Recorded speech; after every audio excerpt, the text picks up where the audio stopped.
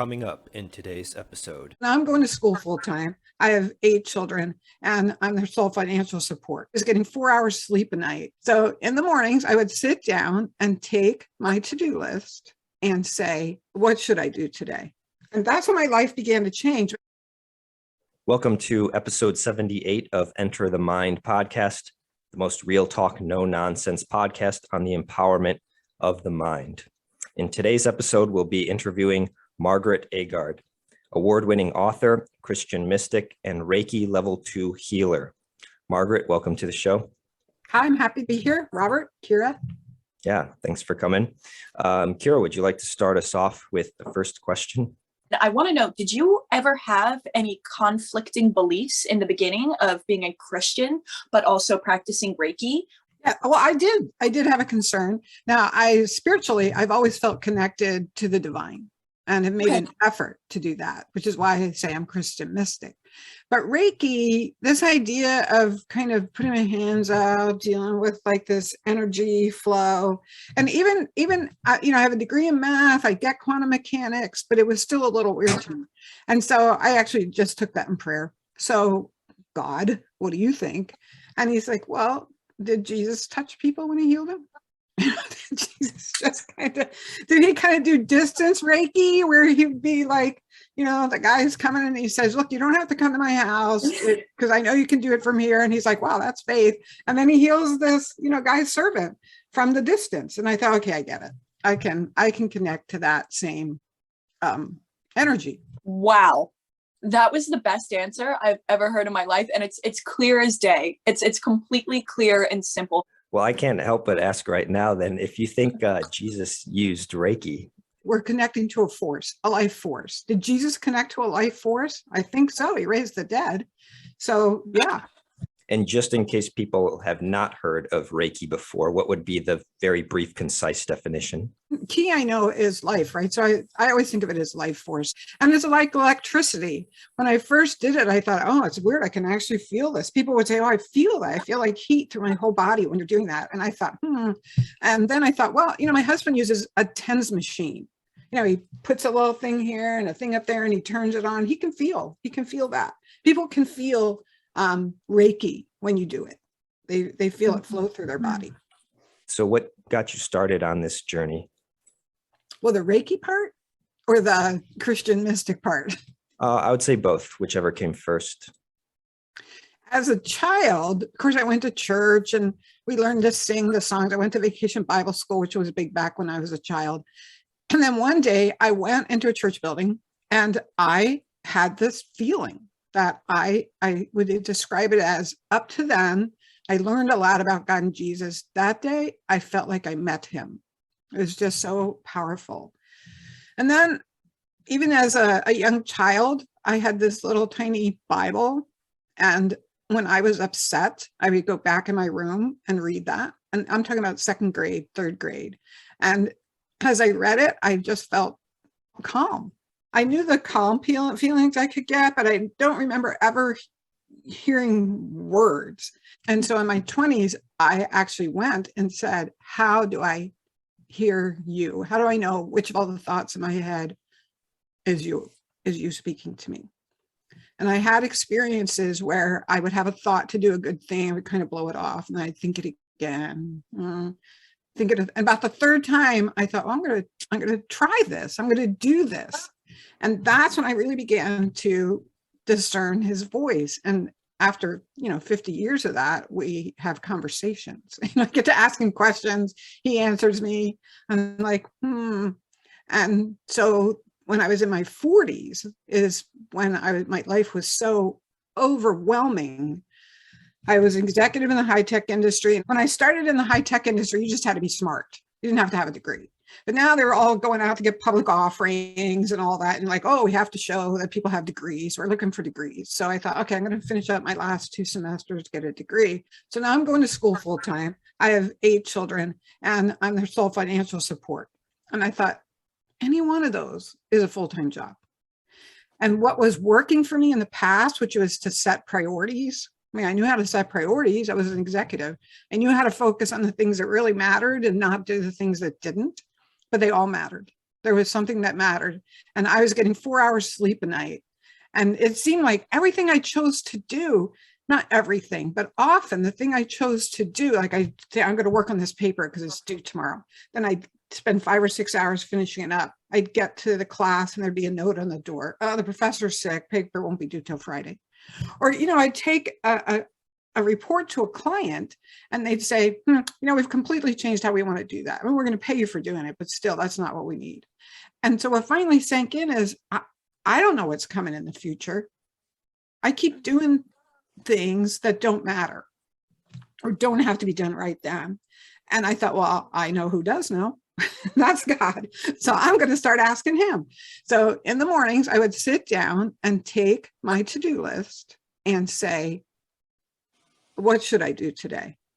And that little thought, that sense of this is good. No, you don't. No, you don't need to do that. Cross that out. And sometimes put something else in, often.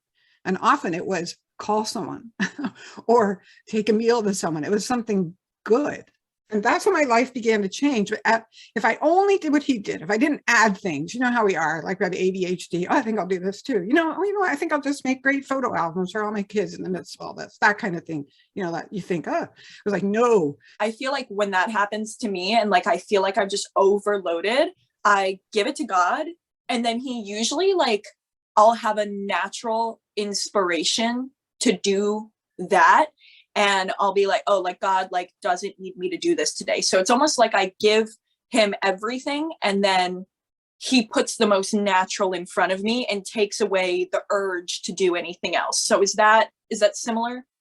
That's good, Kyra. It really is good. And a lot of women do have that sense, and they have a sense like, oh, you know what? I should bring something with something pops as you're leaving the house. And you go back and get it, right? And or sometimes you don't. And then you find out, gosh, I wish I had. What happens to me is he often is very clear. You don't need to do this. And I think, yeah, I do. So I'll give you an example. I've really had to learn to trust that voice. I've really had to learn to trust it. First, by just the good things that happen when I do. Once it was like bring an extra pen to my writers group because someone's going to need it. And I thought, who goes to a writers group without a pen? But sure enough, I sat next to someone who said, do you have an extra pen? I do. And I just happen to have one. And then another time I was like, we had an internet business and I was up and getting ready to do our orders on a Monday morning. And that's half the week because we didn't ship on Saturday or Sunday. So we've had orders from Friday, Saturday, and Sunday on Monday morning. And on our website, it says we ship next business day. And we honored that. We could be sick, whatever. We're going to get those orders out. And so when the thought came, you don't need to do the orders today, I thought, you're wrong on this one. So I'm doing those orders, even if it took a couple hours. And I go down to the post office and it was President's Day. So it wasn't open. Yeah. So it wasn't only the good things that happened. It was the things like, see, I told you. I think this is a fascinating angle to look at prioritizing because it's something that doesn't come up too much. It does remind me, though, of I'm not sure if you're familiar with Stephen Covey's in the 7 Habits of Highly Effective People. He talks about the importance and urgency matrix where there's 4 different categories, right? Right. Based on whether something is important or not important and urgent or not urgent. And when you mentioned that God told you to call this one person, that made me think of the category of, it's not urgent, but it's very important. Well, that's exactly what I was doing. It wasn't working because I would say papers due today. Got to get it done. That was urgent and important, right? If I wanted to have a good grade. And yet when I would go in and there would be like the sign on the door, I'd think, okay, but how come? And so that's when I began asking God, because I thought he knows. I don't know. Now, there were a few things that happened that go along with this that, Stephen Covey's thing isn't going to help with. Right after the divorce, I thought, I just need a friend. I need a huggy friend. That's what I want. A huggy friend that I can talk to. And one of the things that I wrote down on my do this was take a meal to this neighbor. And I thought, I don't have enough to do. But I took the meal to the neighbor and basically said, look, God said, bring you a meal. And we became best friends, like third grade best friends, only we could drive and had money. It was like great, it was just a friend of my heart and very huggy. And so I had a thought to do a service, to do something helpful. And God gave me my best friend. So would Stephen Covey have made that important urgent? I don't know. Right. The way you describe it, it's almost like there's a fifth quadrant that is almost unexplainable. Yes. But these inspirations come to you. It finally sinks in. Oh, because I'm Christian. I started thinking, maybe instead of saying, what should I do today? Here's my list. Which of these should I do? Maybe I should start asking, what do you want me to do today? Now, for people from a Christian background, there's the Lord's Prayer. Even if you're not Christian, you've probably heard it. Our Father which art in heaven, hallowed be thy name, thy kingdom come, thy will be done on earth the way it is in heaven. I'm trying to imagine whatever you think heaven is like. Here's this creator who has this great work going on to, bring people up to the highest light possible. And here come the angels running up. Hey, I've got all these projects going on, got all this stuff I need to do. Can you help me with this? Or do they go up and say, I'm really committed to your work. What do you want me to do today, God? And so that's when my life really began to change. I really like the way that you speak about the voice of God coming into your head, because there are a lot of memes about it on Instagram and everything. Like my angels looking down on me once I finally get the message that they were trying to send me. And it's nice to know that like this little voice that's like telling you to do specific things and not do specific things, like that's God, man. Like he's like, it's God. And, whoever your version of God is, whoever, you portray as God, that's God speaking to you. I wanted to make sure at some point we clarified when you say God, what you mean by that, because I did notice on whether it was your website or somewhere else, it also listed higher power, spirit, inner voice. And so I wanted to kind of clarify, are there different ways to think about God, or does it depend on who you are? I do think there are different ways to think about God. And because I've been involved with AA, adult children in particular, because my grandfather was an alcoholic and those attitudes get passed down. And my husband's father was an abusive alcoholic. So a lot happened to him. And they often use the word higher power because people are put off by the word father. They had bad fathers and they just think of God as like, if I use the word father, I'm thinking of the father I had. In my case, I do think of him as my father. I do believe we're his spirit children. I know you mentioned earlier, you had to learn to discern your own thoughts or inner voice versus God's voice, right? How does one learn how to do that? I think it comes to everyone differently. So I'm listening to Kyra. Like Kyra's like, I just think, oh, this is the right thing. And a lot of people can respond like that, where I feel like, oh, is this God or my ADHD speaking? Like, I don't know. So I really had to learn. And part was to, as I said, I asked, will you help me learn it? And then the second thing was the thought will come back. It's very quiet. I've kind of blown it off. And it's different from, I think I'll have that chocolate. No, you're not having chocolate. It's more like, why invite these people to dinner? No, I've got too much going on. Then invite these people to dinner. No, I have too much going on. And then the third time, I'm like, oh, this is probably God. Then I do it. And I've done it for enough years now, 50 years, that I'm a little faster at it. Also, I journal. That helps when I write, because I ask a question, I'll start to write. And then at some point I think, oh, wait, this is God. This is not me writing this. And also he uses words that I know, but don't use. We were going up to Alaska. We're going to move up there for a couple of years. And I was a little like nervous, dark, cold, grizzly bears. And so I was trying to make sure I had everything. And at some point I said, is there something else I need to do? And the thought was immediate. Take a brisk walk every day. Now I know the word brisk. I have never, ever written or used the word brisk. I know what it means, but I never say to you, oh, it's brisk outside today. But I knew what it meant. So that's how he speaks to me. It happened to me the other day on the beach. I was meditating and all of a sudden I like heard his voice come into my head, and I just started writing and I just started speaking aloud, and I was like, all right, God, I hear you.